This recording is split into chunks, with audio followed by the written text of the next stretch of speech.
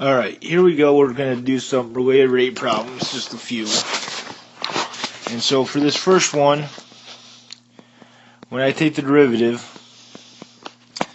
I get 6x dx dt, because we are now taking the derivative with respect to t instead of with respect to x. And these are related rate problems.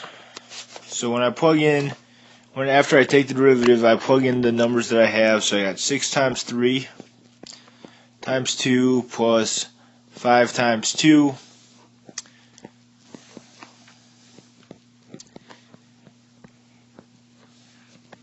And so dy dt, which is the change of y with respect to time, would be 46. This next problem has us trying to find the change in volume of a cube that has a side of 8 inches and increasing at 2 inches per hour. So in a cube, volume equals just side cubed. So what I'm going to do is I'm going to take the derivative of both sides with respect to time. So dv dt is equal to 3s squared ds dt. I'm going to plug that in for s, and I'm going to plug that in for ds dt. So I got 3 times 8 squared times 2. So when I get that, that would be 384. And that would be inches cubed per hour, because that's the rate of change. Volume in inches cubed, and our time is in hours.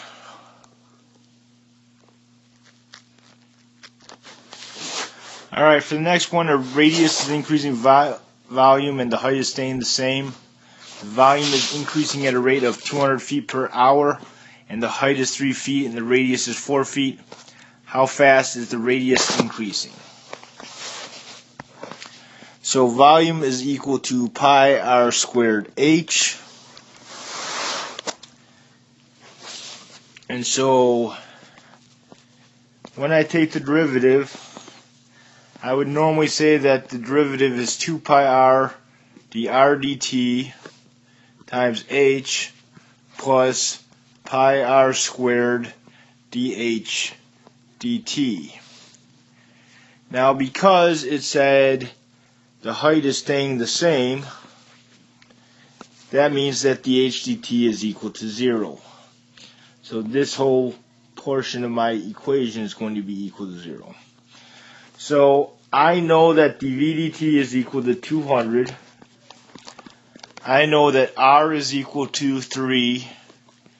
And I know that h is equal to 4.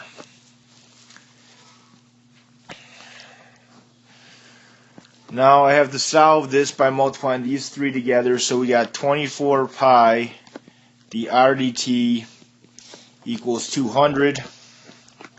So I'm going to divide by 24 pi. And when I divide by 24 pi, I'm going to put that in parentheses. So 2.65 feet per hour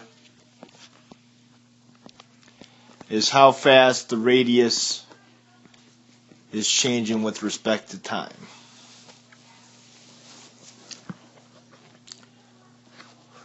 Last one, I have a 15-foot ladder that I'm pulling the base at 1 foot per minute. How fast is the ladder going down if the base is 10 feet, let's change that to 5 feet, from the building. So here's my building, here's my ladder, here's my 15-foot ladder. Here's my base, which I'm going to call X, and here's my height. And so this ladder is being pulled out this way. And so normally I have x squared plus h squared equals 15 squared. Or x squared plus h squared equals 225, because we have this number. So in my problem it said that this was 5. So 5 squared plus x squared equals 15 squared. And I should have used h. So 25 plus h squared equals 225, or h squared is equal to 200. I'm going to square root both sides, and that is going to be 10 square roots of 2, or for right now I'm just going to get a decimal approximation of 14.14. So that's how high the ladder is. When I take the derivative, 2x dx dt plus 2h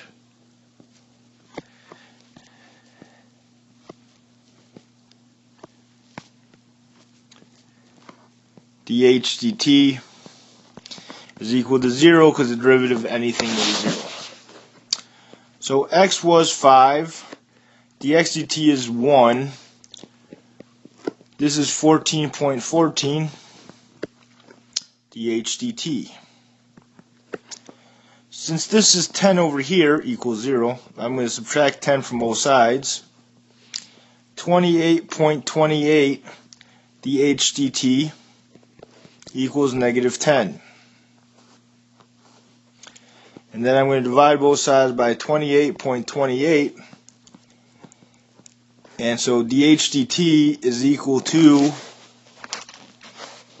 negative 0.353 feet per minute.